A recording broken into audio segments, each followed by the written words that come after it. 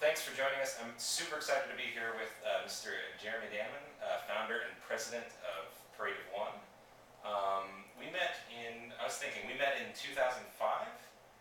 through the New York Symphony Orchestra. Sometime around then. Yeah. We met then and then have since worked in Eric Eiger's Mysterium project. Yeah, which is a fun band. And maybe before we get started about Parade of One, you could talk a little bit about like your musical background, how you started, how long have you been playing, what brought you to New York? Okay. I started playing piano when I was around 6 years old. There was a piano in the house, and my brother took lessons before me, and it was generally a thing that kids did in the family, taking piano. When I was 9, I started playing saxophone, it became my main instrument, and I started clarinet in high school, and I moved to New York in 1998 to go to NYU, where I got a degree in British and American literature, but I was playing the whole time in school and playing gigs around town, and when I finished school, my direction went towards the music. I didn't realize you got a degree in literature.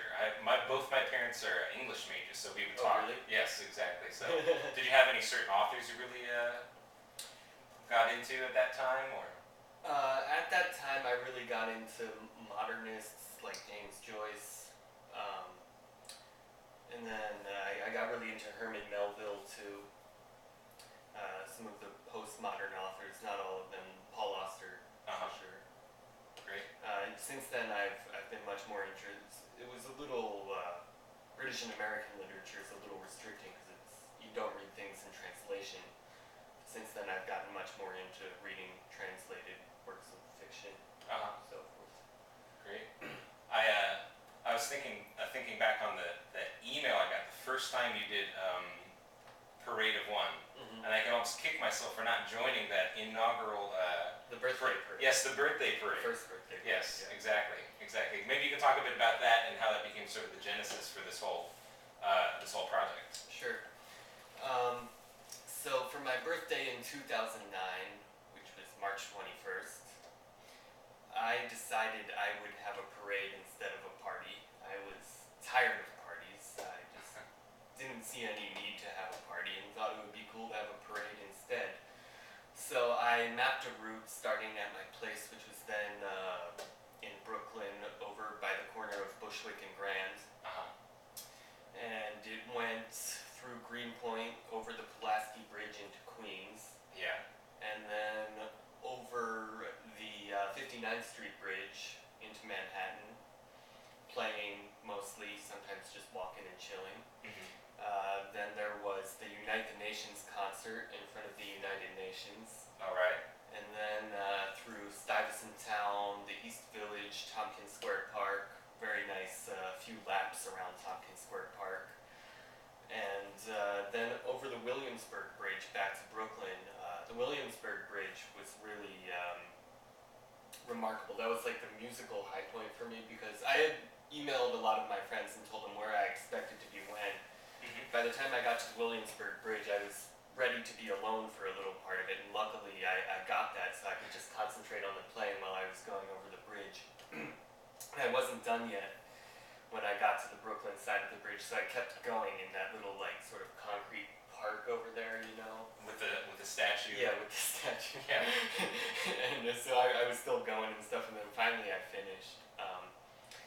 The next day, I went back to that park because that was like the musical highlight for me, and I started playing there some more, and I actually met people who lived in a building right next to the park, and they were like, "Oh, that was you last night, that was awesome." Wow. And stuff, yeah. So that was really the genesis of the Parade of One project. And then after that, you decided to take it on overseas, and maybe you can talk about sort of then how it went from a birthday party to then taking it to Rwanda, and you can maybe talk about that transition. Sure. Well, a lot of things about the concept of the parade, where it's a very egalitarian form of performance. Anyone can listen, so it kind of it's for everyone,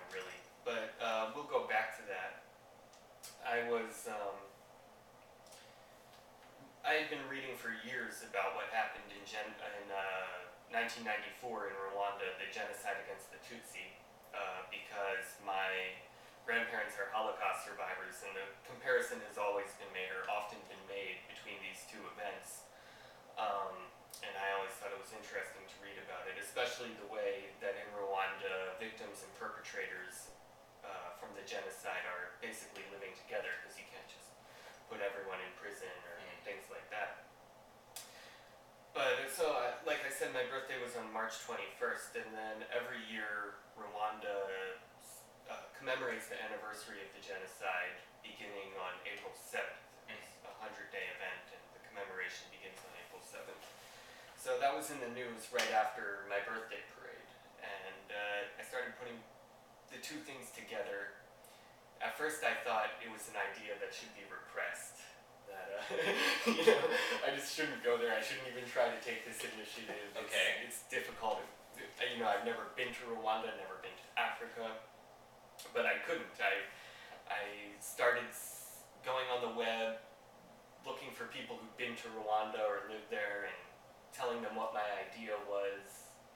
And eventually, some people, surprisingly enough, got back to me when I said I wanted to go do street performances in Rwanda, and said it was an excellent idea. Go for it. You should probably be able to raise the money and go for it. So I started fundraising. That was another first for me. I was just as scared of, maybe more scared of asking people for money than I am of, performing on the street in a foreign country. But it's gone okay, and I raised the money, and within a few months I was in Rwanda doing it. And then when you were on the ground in Rwanda, did you have like one primary goal while you were there that you wanted to accomplish, or you were just open to whatever was going to happen when you performed in Rwanda? Both, really, because a project like this, it would be very foolish to say what's going to happen, or even to expect anything too much.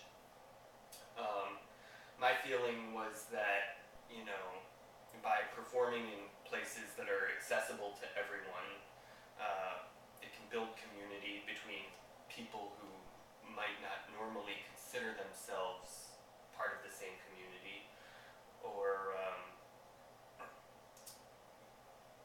generally create a sort of bonding space for people, like, if they were watching a sports game together or a film together.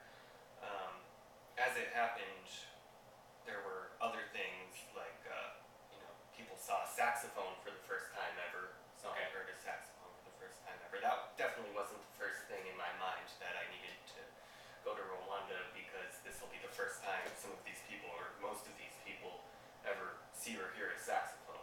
And this was when you were performing on the street, or people would just come up to you and say, "What is this?" Or yeah, they wanted to know what it was called. Okay. Things like that. People told me they often just called it that golden instrument. Sometimes they wanted to know if it was really gold or if it was fake gold. Which is, it's not really gold. Didn't mean to disappoint them, but yeah. So I landed in Rwanda in the evening. Basically had dinner, went to bed, got up the next morning, and I was out playing in front of the market by my place, and people started gathering around before I'd even gotten the saxophone out of the case, and I was like, holy crap, it's working.